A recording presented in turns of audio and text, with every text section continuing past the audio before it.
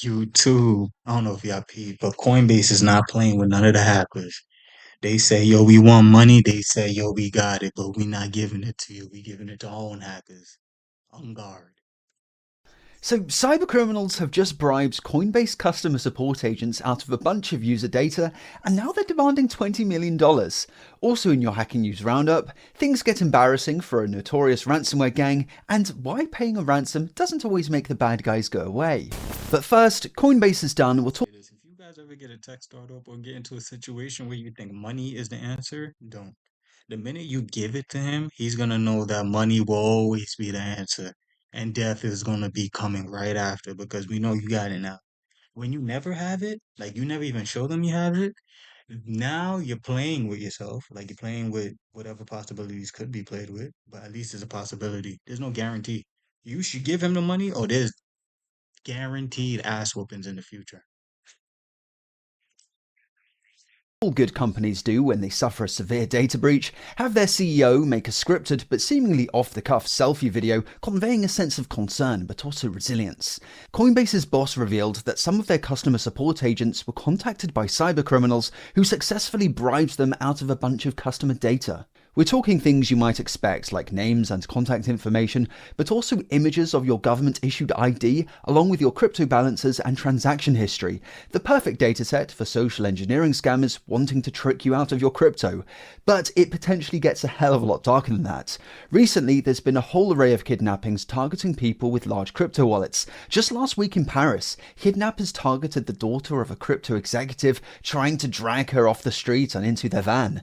They eventually gave up and drove off. But given this latest breach reveals crypto balances, along with the exact geographic coordinates of where you sleep every night, we might be seeing more headlines like this. The cybercriminals have demanded a 20 Nah, million that's actually scary.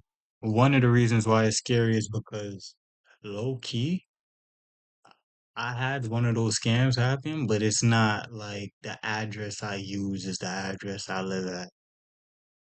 You get me? So I don't know. I'll give myself up. I don't know. I could prove where I stay though, but I look, I don't know. dollar ransom from Coinbase in exchange for deletion of the data, but the company has pulled an Uno reverse card, instead launching a $20 million bounty for anyone who can provide information leading to the conviction of the bad actors. And whilst Coinbase has received a decent bit of praise for their defiance, let's be real, the company offshores a lot of their customer support to countries with low wages, which no doubt will have made them a hell of a lot easier to bribe. And that penny pinching is about to get real expensive for the company because they expect this whole incident is going to cost them somewhere in the region of $180 to $400 million. There is some good. But this is the point of the channel. You feel me? I don't know if you guys kind of watch Blacklist. Blacklist is a show about criminal minds and criminal empires being built in front of us. And this one dude called Raymond Reddington. He's not no rat. He not none of that. He's just the concierge to crime. Like the people that need to be in crime will be in crime. Like he not gonna mess with them. You're not even gonna know they exist. But there'll be a list of people that you guys want to like. I'm gonna call it Tech Match. That the company. You know what I'm saying? Tech Match, where we match people with techs that you guys just gotta know about. I don't know too much. If you want something more, hit me on the backhand though. News, Coinbase says the stolen data only amounts to 1% of their monthly transacting users, but that is still potentially hundreds of thousands of people. If you are one of the unlucky ones and have fallen for one of the myriad of scams that have come your way directly as a result of this, Coinbase has pledged to reimburse you. That is, provided you were scammed before their public disclosure on May 15th. Speaking of your personal data in the hands of bad guys, ever Googled yourself and found your full name, address, phone number listed on some sketchy people search site? Yeah, me too. Welcome to the world of data brokers, a delightful bunch of companies that quietly scrape your personal information from a variety of sources before bundling it up into a profile and selling it off to, well, literally anyone. Marketers, insurance companies, political campaigns, or just some creep. Yo, fellas, we gotta get better. We gotta get better, dog. Like we saying this tech layoffs left and right, but look, there's money opportunities every motherfucking day. Every motherfucking day should be a reason for y'all to wake up and say, how can I hold a nigga today? How can I get up and fuck a nigga life up? Like, come on now, it's research. It's for educational purpose, but come on now. Every day is grounds to make 100K. That's the new model. And wake up, brush your teeth, throwing this. Every day is grounds to make 100K.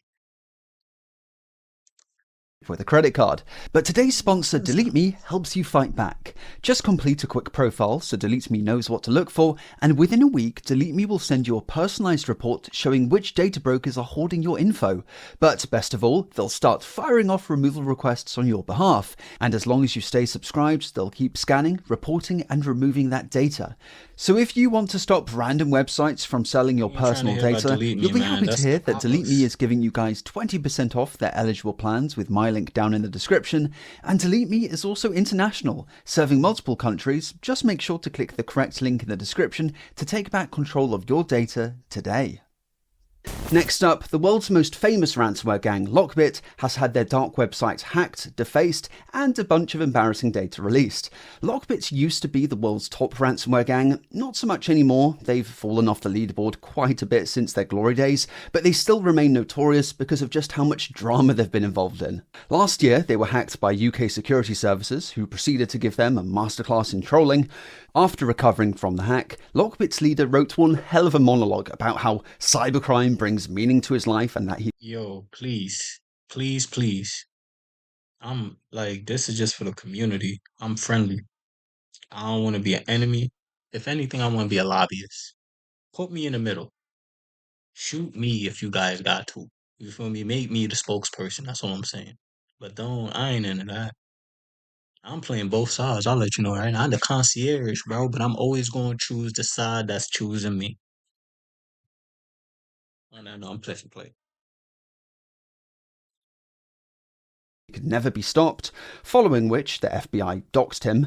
This didn't stop the gang though, they continue their cybercrime and trolling operations. A few months back, they even wished the director of the FBI a happy birthday.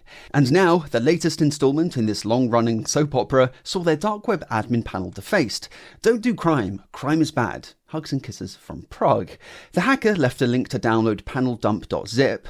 The 27 megabyte dump from the site's MySQL database contains 20 different tables. Most of this isn't very interesting, but there is some spicy stuff in here. Included within is a list of Bitcoin addresses that the gang was using to receive ransom payments, which is no doubt going to be of use to blockchain analysts. We also have a table of the admin panel's users, with passwords, you guessed it, stored in plain text.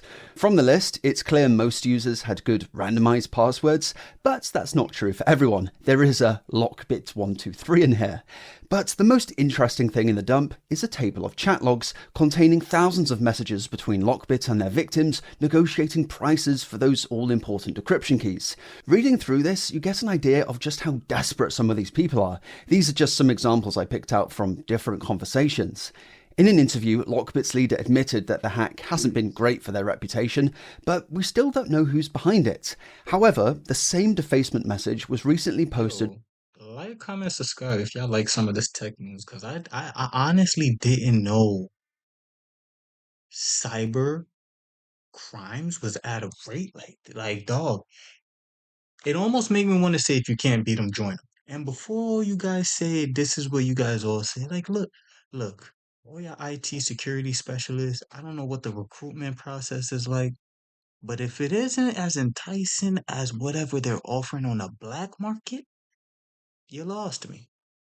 And just a reminder, the barrier to entry is literally nothing, and you still gotta give a little bit to us. Because the knowledge you about to teach them, they could take it and run. A career like that, you don't want them to run. You'll never find your money again.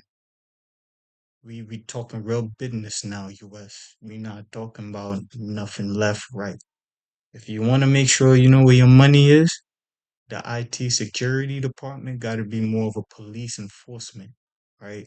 But we need layers of IT sec that's public to the world to know. Like right now would be a good time. It ain't just IT.